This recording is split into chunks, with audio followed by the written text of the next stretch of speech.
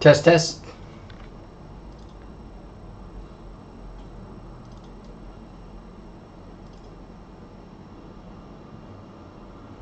Test, test.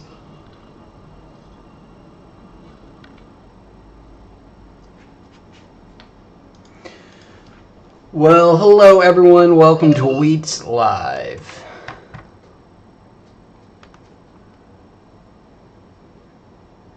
Hi guys. Ask me some things. Tell me some things. Tell me about your lives. Nice. Fire sign. What's up, Amateur Beatmaker 934? How are the beats being made?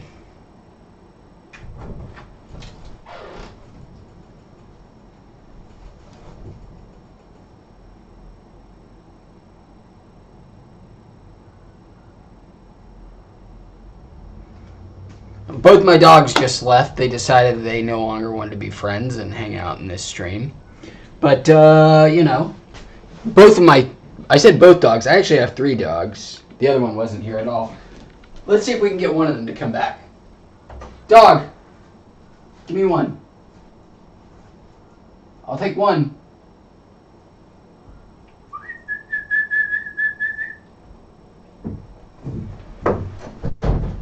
Okay, we got one back.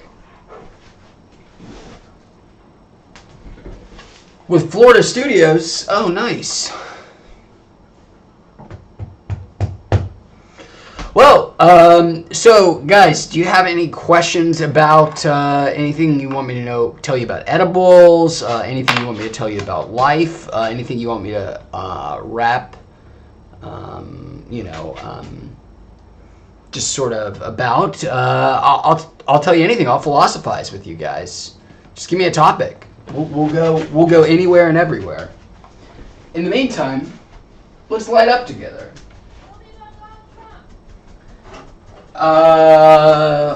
Weeats co-host screamed, say, talk about Donald Trump. Does anybody want to talk about Donald Trump? Does anybody really want to talk about Donald Trump? I mean, really? I don't think so. Alright guys, but what we will do is we will dab up. We'll dab up. Not in honor of Donald Trump, but in fear of. This is a nectar collector.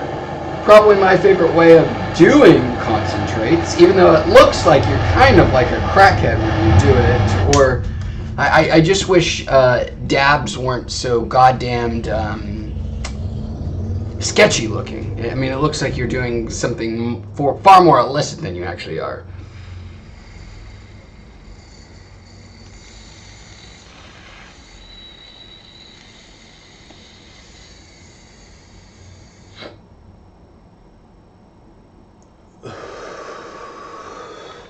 Well, thank you, Amateur Beatmaker 934. That's a bit... Oh, shit! I thought I had it. I was so close. I was going to look so cool. Now I'm going to start sweating and everything. Damn it, I almost looked cool for a second. Anyways, very kind words of you, Amateur Beatmaker. Very kind words. Alright, let's start talking about something cool, though. I talked about the nectar collector, which is my favorite way of doing dabs. It's just a quick, very messy, free way of doing them. It doesn't require a lot of hardware. Oh, I don't exclusively only do edibles, Amateur Beatmaker 934. I do almost exclusively edibles. I would say 95% of my marijuana intake comes from edibles. But now that I'm not doing an edible, I just know people like watching people get high. So that's why I decided to go ahead and do that dab. But I much prefer edibles, and most days never smoke or vape anything. Just take edibles only. But, so, you know, this is more for you guys than for me. Not saying I didn't enjoy it, of course. So yeah, nectar collector, great, but that's also kind of a boring topic. let's talk about something more fun. Let's talk about. Come on, give me some kind of topic. Anything. Let's scan the room. Come on, guys. Let's take a look around. I've got an Oculus Rift, another microphone, a shitty monitor, sleeping dog, a gumball machine, a Hulk figure, a bunch of stickers, a Vive, some headphones, but nothing really that's inspiring anything like conversation. Is that the blue background where you filmed your outro? That is! It is just simply a, one, good catch, amateur beat maker, and two, it's simply nothing but a curtain that Weeats co-host found on Walmart.com that we used to hide our ugly closet back there. But it works well. It's very cosmic and cool. Now you guys are seeing how the sausage is made. I hope you don't. I hope you don't stop watching. You know, because once you guys see how the the sausage is made here, just might be too grisly to keep going on. So, oh geez, guys. Amateur beatmaker. What do you do for a living? What's your field of work, buddy? Are you a? You thought it was a wall? No. I wish it was a wall. I wish it was actually a portal to, somewhere out of time and space. But it's not. It's just a curtain, hiding a closet. In case you guys were wondering, the gumball machine houses peanut butter M&Ms and Super Balls. But the Super Balls are too big to actually go outside of the gumball machine, so they're just sort of there for decoration. The peanut butter M&Ms, on the other hand, I've eaten about like 8 pounds of peanut butter M&Ms over the past year, so who knows? They're great. Love them. Let's talk about edibles, guys. Let's just talk about edibles because that's what we're here for. That's what we're all about. Kev Gates says, "I like to think you as Jesus. Not gonna lie, no offense, but you cool." I don't. No offense, man. I like being thought of as Jesus. I'll take that as a compliment. There are a lot of people that like Jesus. He seems like. Did I review the triple chocolate brownie? I think I have reviewed the triple chocolate brownie. I just have not yet released the review for it, I think. I've got about like 10 reviews in the hopper that I'm just waiting to release every couple of days or so. So I think I've reviewed it. Just look for that review coming soon. But back to Jesus. I do not take offense to that. I'm flattered. If you're a Jesus lover, that's great. I assume Jesus probably has browner skin than I do, even though I'm quite tan. I'm still very Caucasian. I assume Jesus was more actual brown than just tan. But yeah, he seemed like a cool guy. I'd also be, if you said I looked like Buddha, I'd also say that's cool too, man. I'm not trying to offend. I'm just really stoned, and it's the beer that makes me think that your brain hurts. Yeah, Jesus kind of, from what we know, had kind of a dope beard. This beard, guys, this has been a 6-month project now. So I've been working on it. It's getting there. I don't know how long it's going to keep going. I got to get it sculpted. We got to get something going on with it. We'll find out. So, Kev, you're a young man, right? Are you still in high school, buddy? I think you're like 17, 18, something like that.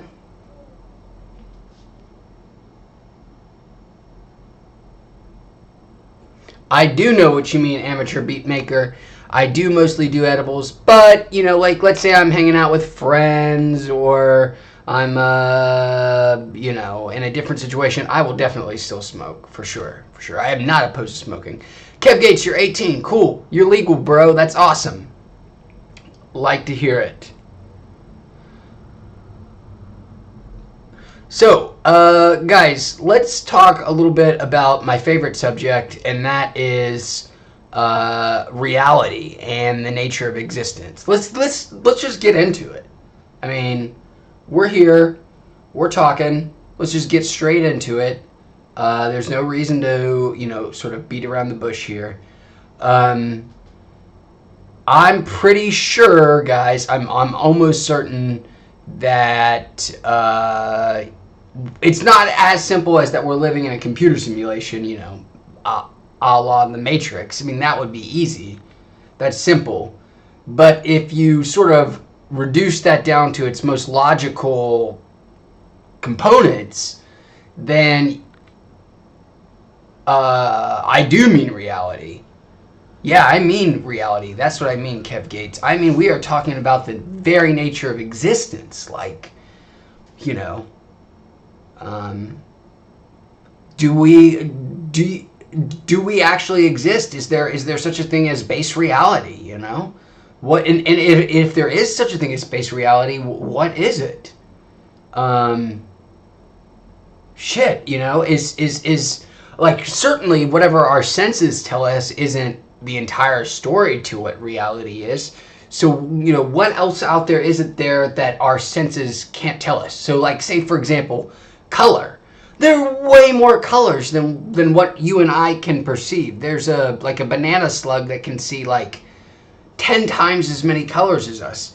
We can't even understand what that means. Like, our brains, that's called qualia. We can't, actually perceive that. Isn't that nuts? And then to think that there are entire sensory experiences, not just additional colors that we have no way of tapping into. You gotta wonder, what is reality? What is reality? Is only what we perceive it to be, man. But there's so much more going on the surface than we can't think of new colors. Yes, no, we can't, amateur beat maker. We can't think of new colors. I am high, Kevgate. I'm not going to lie. I'm high. But I'm also just trying to explain to you how crazy the concept of reality is and how we can't actually tap into the understanding of what base reality is. All we know is what our senses tell us. And guys, did you know this? Here's just a fun fact. I assume you know this, but so you think we only have the 5 senses you learn in elementary school, like sight, hearing, taste, touch, smell, those things. But that's not true at all. You have way more senses than that. There nobody knows for sure how many senses. There's sort of debate, but for example, here's a sense. I can make a new color, use all the color, and mix some new color. That's kind of true, Kevin Gates, but what I'm mentioning is not a new color. Humans can perceive, millions and millions and hundreds of millions of colors, but there's a banana slug that can perceive colors that we can't even see as a new color. As if a person who is colorblind can't understand what, let's say if you're red-blue colorblind and you can't understand what the concept of blue is. You can't explain to somebody what blue is. There's a slug out there that sees many millions more colors than we do and sees it the same way that as if we were colorblind to them. They see colors to them that we can't perceive as if we were color, like your best friend was colorblind and can't perceive blue. Isn't that amazing? Isn't that crazy to think of? That there are colors out there? And that's just a small example, man. That's just a tiny example. But reality's nuts, dudes. Reality's nuts. But let's just say I digress from all this. Let's just pump the brakes. Back it up. Yes, I know I'm high AF. But I guess I just wanted to tell you guys, and this is my pet project, my pet sort of things. Have I experienced ego death from psychedelics? I have not, Mr. Crocs. I have actually never done psychedelics as much as I want to. I know what the idea of ego death is, which is the concept of, I mean, like the Freudian sense of your ego being dead. So basically yourself, and that you're just part of a continuum. Yes, Kev Gates. I'm sort of explaining it, but Mr. Crocs might be able to explain it better. It's just basically a concept of like yourself is dead, like the ego again, of the like Freudian sense of like the id, the ego, the superego, the ego being like the self. So it's just like you are yourself has ceased to be. You are just now the same in a continuum with everything else. If I'm not mistaken, but I could be. But Mr. Crocs again can explain. Guys, I keep getting off track here. Here's what I mean. Here's what I'm trying to tell you. Very, very simply, we are living. We are all in a Boltzmann brain, guys. You need to look up what Boltzmann brain is. Once you understand the concept of the Boltzmann brain, it's gonna make you sad and make you scared, because you realize if you apply any sort of logical reductive filter down to it, we have to be a Boltzmann brain. Just to give you a very, very, very, very simple overview of what a Boltzmann brain is, it's a thought experiment. It's not a real thing. It's just it's a philosophical concept. It basically suggests that the universe could be shaped like a donut. It could. The universe could be torus-shaped, for sure, meaning everything is sort of recursive and just happens again and again and again and again, and is cyclical. And we've gone through this moment over and over and over and over and over and over and over, which is certainly possible. Isn't that crazy to believe? But I just believe that none of us exist at all. We're all Boltzmann brains. We are all just consciousness that has flashed into existence in a entropy-filled universe where a bunch of subatomic particles flash briefly into existence and said, "Oh, here is reality for 1/10 of 1/100000th of a second as these particles flash in and out of existence, and you believe everything is this, and you have all these memories, and you're gone." That's what a Boltzmann brain is.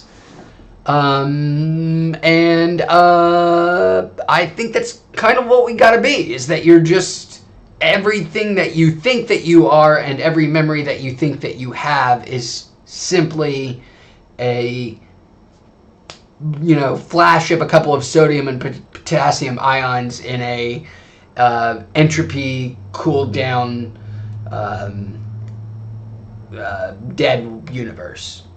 What's your thought on parallel universes? Because that shit is trippy when you think about it. Amateur Beat Maker 934, great question. Oh my god, I'm so glad you asked. There are of course parallel universes. The only question is what how many when do we begin and stop when talking about parallel universes? Because there are you guys should read a book by the MIT professor Max Tegmark called My Mathematical Universe, which argues for 4 different kinds of parallel universes.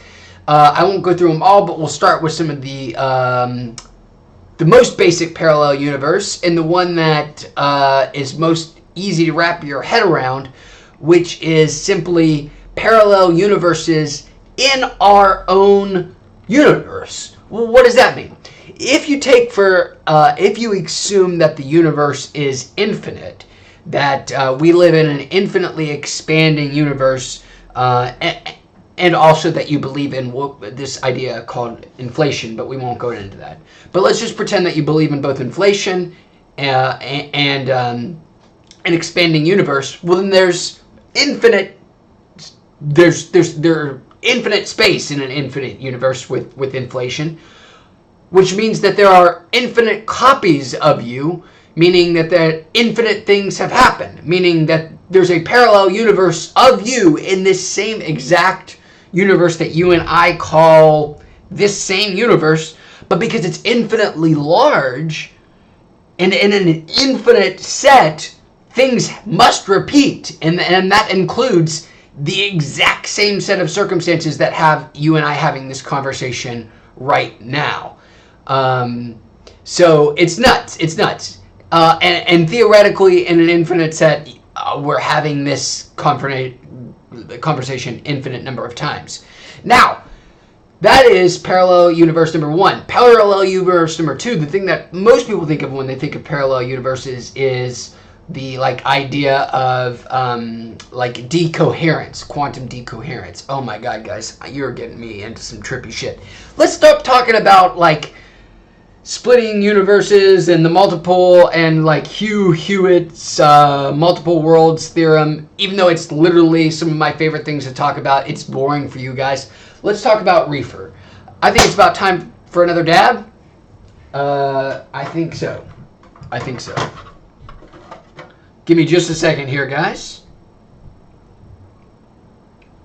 All right, I want to tell you a little bit more about edibles and a little bit less about theoretical statistical mechanics and all that kind of baloney.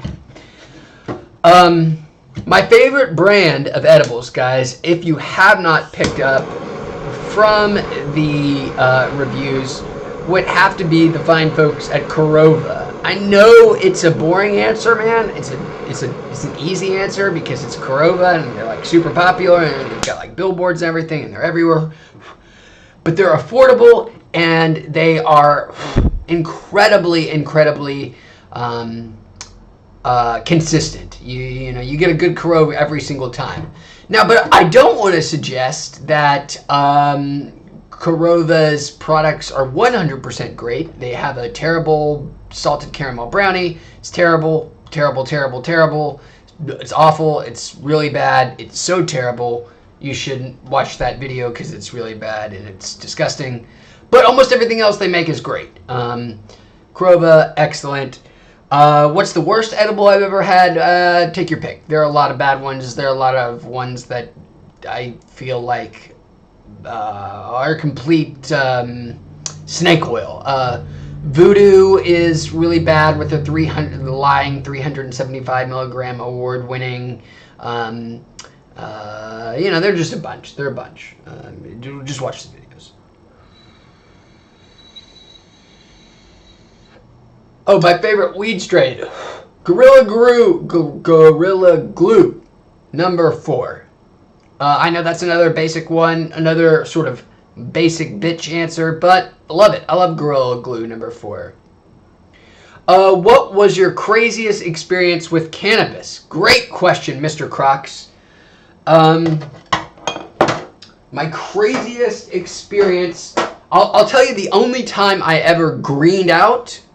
No, never tried Diablo OG, but I'll try it if I see it. But the craziest experience I ever had with cannabis, and it's kind of an unfortunate answer because it's not that crazy, but I will tell you the only time that I've ever greened out, and that was the time that a Weeats co-host and I made firecrackers for the first time. I didn't know what I was doing. I had only been consuming edibles for a couple months at that point, and I had probably around 10 grams of dried vaped bud, and my friend and I split that 10 grams between the two of us into firecrackers, which if you've never had firecrackers before, are a very basic thing. It's like graham crackers with either Nutella or some creamy peanut butter. You just put your vaped bud in between them, bake them in the oven for a little bit, and you're good to go.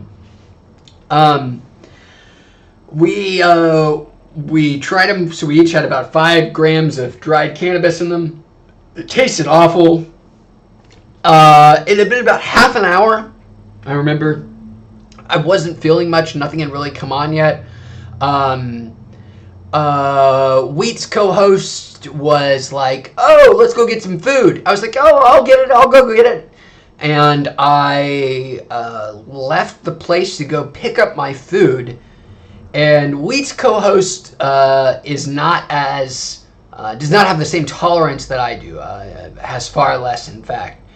And I remember standing in line getting for the food when it hit me, and it hit me all at once. There was no gradual crescendo. There was no, oh, this might be bad. I was standing in line waiting to get my food, and it was like, I am going to have trouble walking home. And I did. I somehow managed to pay to get the food and walk home, which was an incredibly difficult experience. By the time I got home, my co-host was already completely passed out. And at this point, it's only been like 50 minutes. I remember getting on the couch, pulling up the sheet and going, oh, this is going to be bad. Pulling it over myself, leaving the food on the table, and waking up about 11 hours later with some spoiled food. And I was still quite high. But that's been the only time I've ever greened out. Do I know how to make my own edibles? Sort of. I do know how to make canna butter, although I've never actually used it for anything. I've seen the tutorials, but I've never actually made them. I've made firecrackers plenty of times, but I've never made anything too fancy.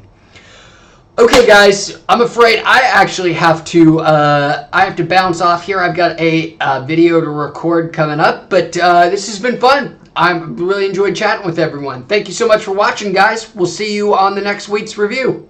Peace.